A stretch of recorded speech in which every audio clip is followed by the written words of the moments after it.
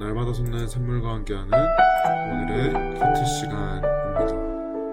8월 1일 오늘의 말씀은 마태복음 22장 1절에서 14절 말씀입니다. 제22장. 예수께서 다시 비유로 대답하여 이르시되, 천국은 마치 자기 아들을 위하여 혼인잔치를 베푼 어떤 임금과 같으니 그 종들을 보내어 그 청한 사람들을 혼인잔치에 오라 하였더니 오기를 싫어하거늘 다시 다른 종들을 보내며 이르되, 청한 사람들에게 이르기를 내가 오찬을 준비하되 나의 소와 살찐 짐승을 잡고 모든 것을 갖추었으니 혼인잔치에 오소서 하라 하였더니 그들이 돌아보지도 않고 한 사람은 자기 밭으로 한 사람은 자기 사업하러 가고 그 남은 자들은 종들을 잡아 모욕하고 죽이니 임금이 노하여 군대를 보내어 그 살인한 자들을 진멸하고 그 동네를 불사르고 이에 종들에게 이르되, 혼인잔치는 준비되었으나 청한 사람들은 합당하지 아니하니 네 거리 길에 가서 사람을 만나는 대로 혼인잔치에 청하여 오라 한대. 종들이 길에 나가 악한 자나 선한 자나 만나는 대로 모두 데려오니 혼인잔치에 손님들이 가득한지라.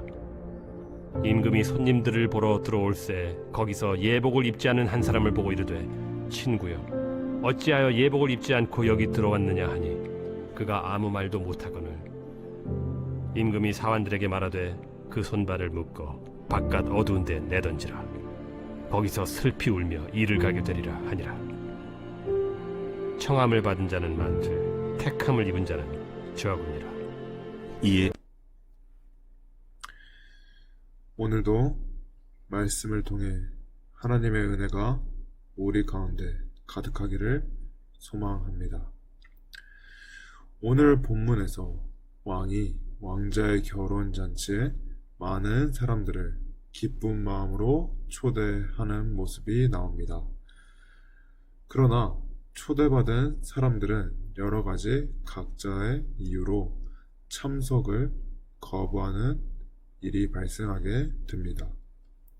심지어 왕의 초대장을 들고 찾아간 종들에게 해코지를 하며 거절하는 사람들도 발생하게 됩니다. 그러자 왕이 군대를 보내어 초대를 거절한 사람들을 죽이게 됩니다. 왕은 왜 이러한 일을 했을까요? 그 이유는 왕자는 왕의 아들입니다. 왕자는 왕의 모든 것을 상징합니다. 초대받은 사람들이 왕자의 결혼에 참석을 거부하는 이유는 왕자가 싫기 때문일 것입니다. 다른 말로 왕을 거부하는 행동인 것입니다. 겉으로는 왕을 좋아하는 것 같지만 속으로는 왕을 신뢰하지 않고 좋아하지 않는 모습에서 나온 행동인 것입니다. 이것이 예수님의 비유입니다. 유대인들이 예수님을 계속해서 거부하는 모습을 볼 수가 있었습니다. 예수님은 자신이 하나님의 아들이라고 말씀하셨습니다. 자신을 거부하는 것이 곧 하나님 아버지를 거부하는 것이기에 유대인들에게 예수님은 말씀하시고 선포하셨습니다. 하지만 유대인들은 돌이키지 아니하고 끝까지 예수님 즉 하나님을 거부하며 살아가다 심판을 받게 됩니다. 또한 당시 왕자가 결혼을 하면 왕이 결혼 초대받은 사람들에게 결혼 예복을 제공합니다. 당시의 옷은 매우 비쌌습니다. 오늘날의 집 한 채의 가격과 같았다고 말합니다. 왕이 많은 옷을 보내면 보낼수록 왕의 권위와 능력이 나타난다고 합니다. 역사의 기록을 보면 어떤 왕은 옷을 3,000벌이나 보냈다고 나와 있습니다. 본문에서 왕은 누구라도 결혼에 참석시키라고 결국에 말하는 모습을 볼 수가 있습니다. 참석하는 사람들은 왕이 보낸 예복을 입고 결혼식에 참석하게 됩니다. 예복을 입은 것은 왕의 신하라는 예의이며 표현인 것입니다. 왕의 백성으로 충성을 약속한다는 의미이기도 합니다. 왕의 종들은 만나는 사람마다 혼인잔치에 청하게 됩니다. 결혼 예식에 참석을 권유를 하게 되는 것입니다. 그래서 결혼에 참석하겠다고 하는 사람들에게 예복을 주게 됩니다. 그런데 어떤 사람은 예복을 입지 아니하고 참석을 하게 되는 모습을 볼 수가 있습니다. 그는 초대를 응낙하면서 왕의 예복도 함께 받았습니다. 그러나 결혼 예식에 예복을 입지 않고 오게 된 것입니다. 그 말은 즉슨 왕에게 충성하지 않고 왕을 인정하는 백성이 아니라는 것을 나타내게 되는 것입니다. 초대를 받았지만 예복을 입지 않는 사람들은 예수를 믿는 우리들을 의미하고 있는 것입니다. 하나님의 백성으로 초대에 수락했고 옷도 받았지만 왕으로 보내주신 예수님을 인정하지 않고 진정한 옷을 입지 않는 우리의 모습을 되돌아보아야 됩니다. 옷은 우리의 신분과 행실을 상징하기도 합니다. 우리들이 옷을 깨끗하게 입었을 때에 더욱더 우리 행실이 올바라지는 것처럼 옷은 우리의 삶의 표현이자 열매인 것입니다. 포도나무에서 포도 열매가 열리고 가시나무에서 가시가 자라나게 됩니다. 우리 모습도 마찬가지입니다.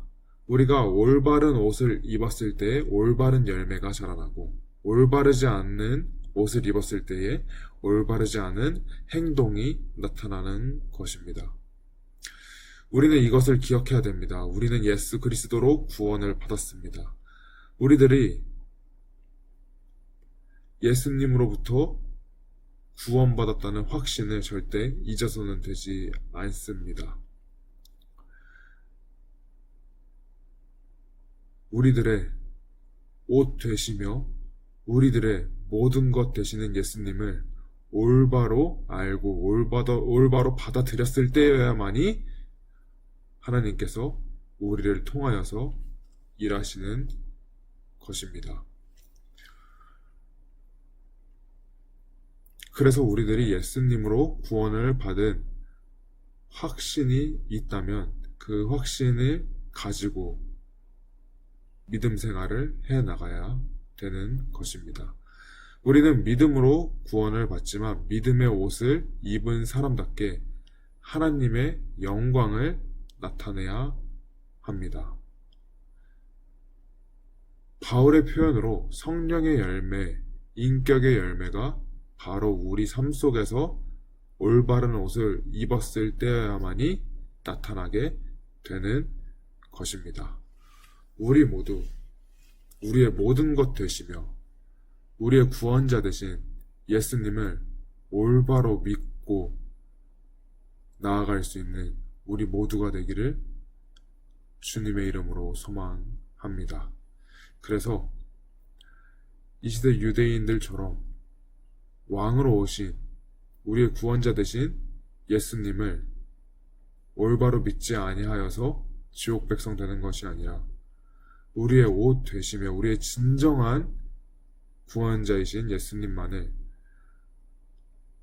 믿고 의지하며 나아갈 수 있는 우리 모두가 되기를 주님의 이름으로 소망합니다.